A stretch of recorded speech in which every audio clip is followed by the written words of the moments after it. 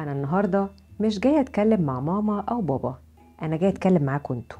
ايوه انتوا، شايفاك وانت بتعمل منشن لمامتك في الفيديو بتاع العناد، وشايفاك انت كمان وانت تبعتي الفيديو بتاع بلاش ضرب لمامتك. كل مره بكلم الام والاب علشان نعرف هنتعامل معاكم ازاي، لكن انا المره دي هكلمكم انتوا. هطلب منكم 5 حاجات لو عملتوها هتضمنوا رضا ماما وبابا ومش هتسمعوا ماما بتزعق لكم تاني. رقم 1، ممكن يبقى عندك إحساس بالمسؤولية تجاه نفسك شوية، وما تستناش ماما كل شوية تقولك خش ذاكر أو خشي ذاكري. وافتكر أو افتكري إن ماما دايما بتقول كده علشان خاطر مصلحتك مش عشان تخنق عليك. تاني حاجة، ممكن تحس باللي حواليك شوية، يعني البيت اللي بترجع من المدرسة تلاقي كل حاجة فيه متوفرة ومريحة. انت ما تعرفش ماما وبابا بيتعبوا ازاي علشان يبقى ليك بيت مستقر ويوفروا لك فلوس الدرس والخروج والمدرسة.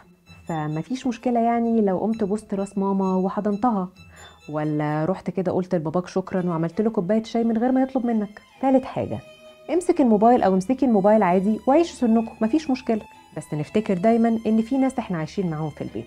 يعني لو قاعدين بناكل على ترابيزه السفره نسيب الموبايل ونتكلم معاهم شويه. رابع حاجه، ممكن تساعد او تساعدي ماما في شغل البيت، على الاقل تغسل طبقك او تغسلي طبقك مكان ما اكلته، تروق او تروقي اوضتك، والغسيل نحطه في سبت الغسيل مش يترمي على الارض، والهدوم بدل ما هي محطوطه على كرسي المكتب والله العظيم مكانها الدولاب.